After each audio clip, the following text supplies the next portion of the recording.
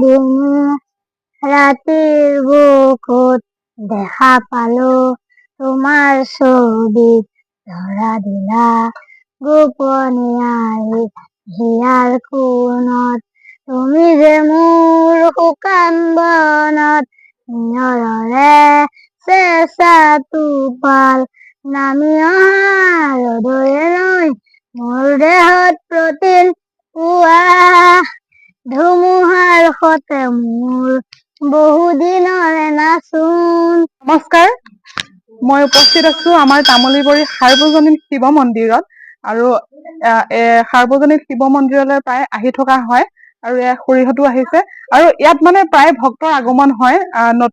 নতুন যদিও প্ৰায় মানে জাগ্ৰত, বহুত প্ৰচলিত আৰু বহুত তেনেধৰণে মানুহে ফলো পাইছে আৰু আমাৰ গাঁৱৰে হয়। এভাগ শিৱ মন্দিৰত এখন গেট দিম বুলি আমাৰ দাদাই পৰিকল্পনা কৰিছে আৰু এই গেটখন যে দিব তাৰ উদ্দেশ্য হৈছে মোৰ ডাঙৰ ভতিজা শ্ৰী শিৱা শইকীয়াৰ সোঁৱৰণত।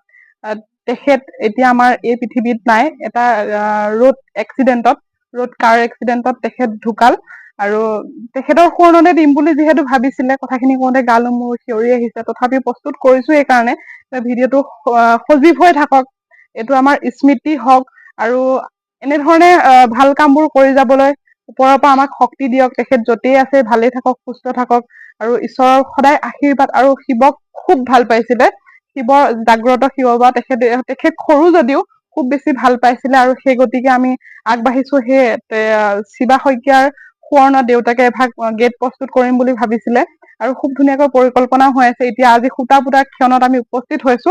গোটেইখিনি বিৱৰণ দেখাম আপোনালোকক আৰু আমাৰ বয়োজ্যেষ্ঠ লোকসকলৰ পৰা, গাঁও পূজাৰীকে ধৰি মুখিয়াল ব্যক্তিৰ পৰা পৰামৰ্শ লোৱা হৈছে কেনেধৰণে বনালে ভাল হব আৰু এওঁলোকে সেৱা কৰি আছে। এতিয়াও পুৱাৰ ভাগৰ পৰা মানে এইটো পৰিৱেশ সোমবাৰ দিনাখন বহুত ভক্তৰ আগমন হয়, বেলেগ বাৰেও হয়, সোমবাৰ দিনাখন বেছি হয়। আপোনালোকে সবিশেষ চাব, ভিডিঅ'টো স্কিপ নকৰাকৈ। মহাদেৱ আহিছে, ডম্বৰু বজাইছে,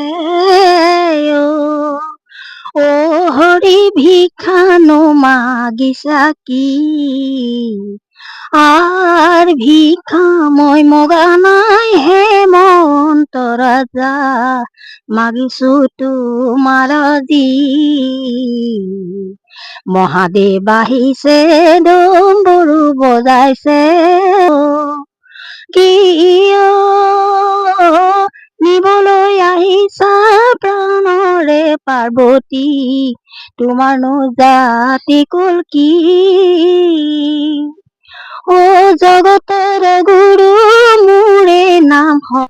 কিমান যে হেঁপাহ, কিমান যে আশা বুকুত বান্ধি আজি এই ক্ষণত সাক্ষী হ'ব পাৰিছোঁ। আৰু এনেধৰণৰ কামবোৰে আচলতে সি ভাল পাইছিলে। শিশুসুলভ এটা মন আছিল যদিও এনেধৰণৰ কামবোৰ সি সঁচাকৈ বহুত বেছি আপ্লুত হৈছিলে, ভাল পাইছিলে আৰু তাৰ সোঁৱৰণতে এনেধৰণে তাৰ পিতৃ পুষ্পেন্দ্ৰ শইকীয়া আৰু মোৰ দাদা খুব ভাল ধৰণে কাম কৰিছে। দাদা মুণ্ডাহঁত তেখেতেও লাগি আছে খুব ভালকৈ, ভাল পাইছে যিহেতু এনেধৰণৰ কামবোৰ সকলোৱে ভাল পায় আৰু আমাৰো ভাল লাগিছে। আমিও যদি আগবঢ়াইছোঁ হ'লেও মানে গোটেই গাঁৱৰ ল'ৰাসকল আৰু আই মাতৃসকল, পূজাৰীকে ধৰি বয়োজ্যেষ্ঠসকল সকলোৱে ইমান ধুনীয়াকৈ নিজৰ ধৰণে কামবোৰ কৰিছে, বহুত বেছি ভাল লাগিলে। মিস্ত্ৰী কথাটো নকওঁৱেই, এয়া দাদা ৰাতিপুৱাৰ পৰা লাগি আছে।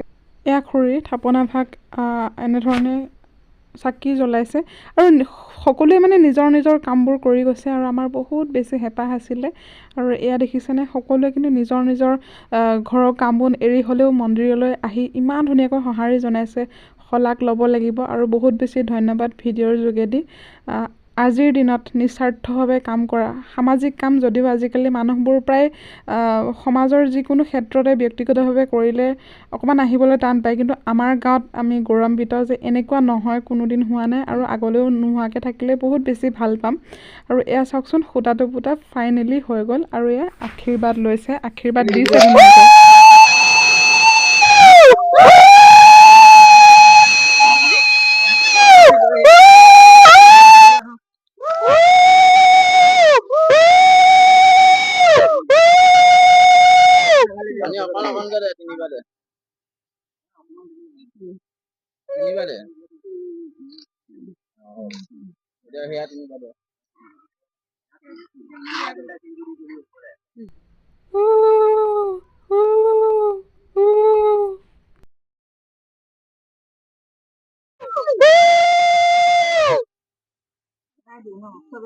আগুৱাই আহকচোন অকণ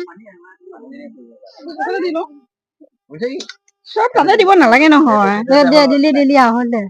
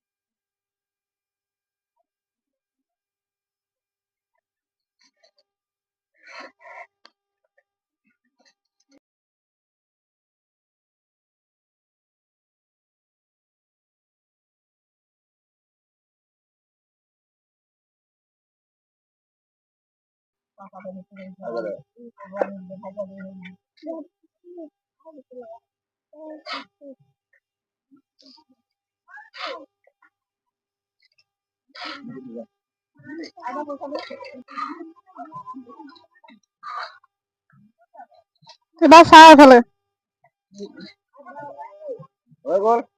ভিডিঅ' কৰাৰ কাৰণেহে সেয়া কৰিছে